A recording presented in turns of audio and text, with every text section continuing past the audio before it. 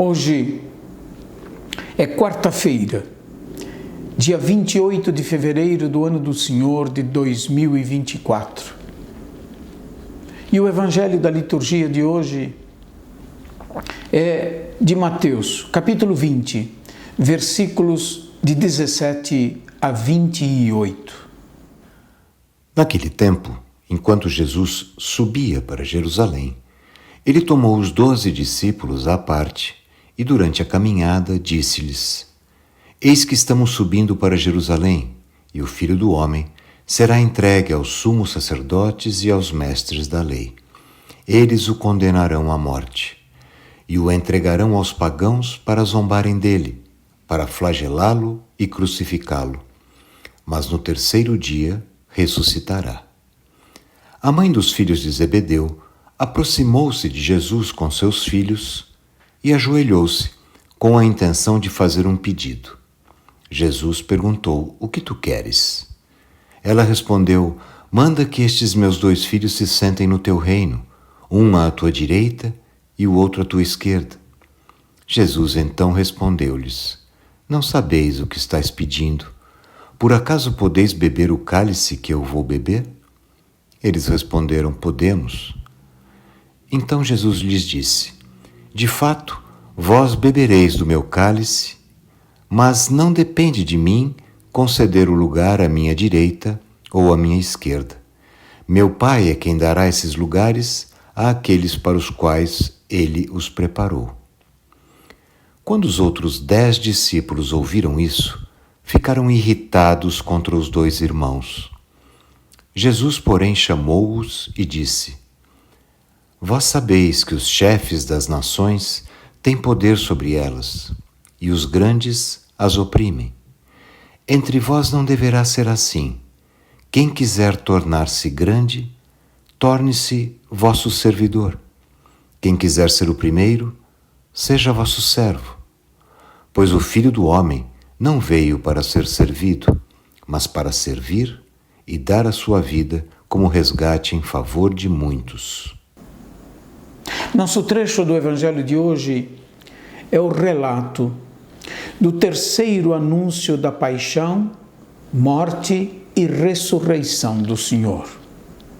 É importante notar que em cada um dos 3 anúncios da paixão, morte e ressurreição do Senhor, presentes nos evangelhos sinóticos, nesses anúncios se manifesta sempre a incompreensão e a rejeição dos discípulos acerca do destino e da missão de Jesus. No primeiro anúncio, Pedro tenta de dissuadir Jesus no seu caminho para Jerusalém. Os discípulos, no segundo anúncio, mergulhados na incompreensão, são tomados pela tristeza. E no terceiro anúncio, nosso texto de hoje, a mãe dos filhos de Zebedeu, ou em outro evangelho, eles mesmos, Tiago e João, denominados por Jesus como filhos do trovão, reivindicam ou neste caso a mãe deles, reivindica para os seus 2 filhos um lugar não somente de privilégio, mas a participação deles no juízo final do mundo inteiro. Não há dúvida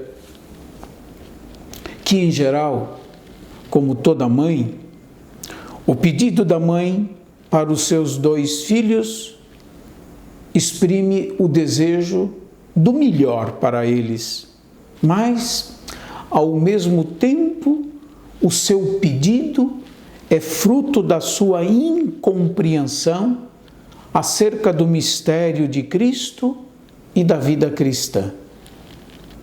Os seus 2 filhos haviam deixado tudo: seu pai, os empregados e o barco, para seguirem Jesus.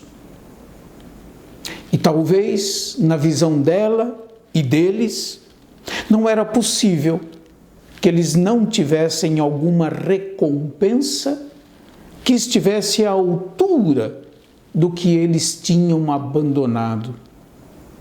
Tinham deixado muita coisa para seguirem Jesus, mas eles não mudaram até esse momento de mentalidade. Eles não abandonaram ainda, nesse momento, a teologia da retribuição, que popularmente falando é a teologia do toma lá, dá cá, que todos nós conhecemos. O que foi para os primeiros discípulos e continua sendo para nós é a dificuldade em compreender e aceitar que a verdadeira recompensa está em ser admitido ao seguimento de Jesus e participar de sua vida até o fim, até o ponto de ir com ele à sua paixão e morte, para em seguida experimentar a alegria de sua ressurreição. O que importa de verdade é a decisão livre de ir até o fim com Jesus. A pergunta de Jesus a João e Tiago: podeis beber do cálice que eu vou beber e ser batizado com o batismo com que eu serei batizado? Eles responderam: podemos. O ditado popular diz: o futuro a Deus pertence.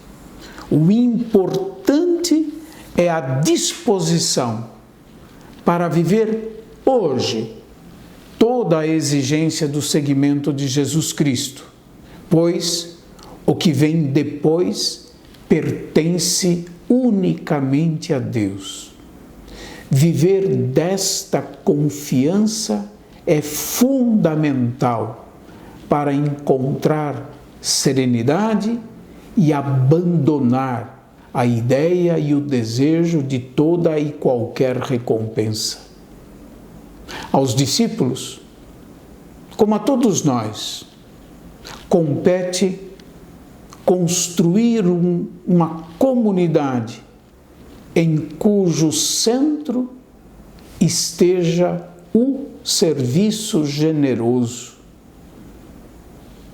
desprovido de qualquer ambição pelo poder ou por falsas seguranças e pela ânsia de recompensa ou retribuição. Nós nunca seremos verdadeiramente felizes e livres enquanto, e nunca amaremos de verdade as pessoas, enquanto persistir em nós o desejo de ser reconhecido, o desejo de recompensa. Que Deus nos dê a graça da liberdade interior para que nós sejamos seguidores autênticos do Cristo, que nos chamou a si, por sua vontade, por sua bondade, por sua decisão. Que Deus abençoe a todos e até amanhã, se Deus quiser.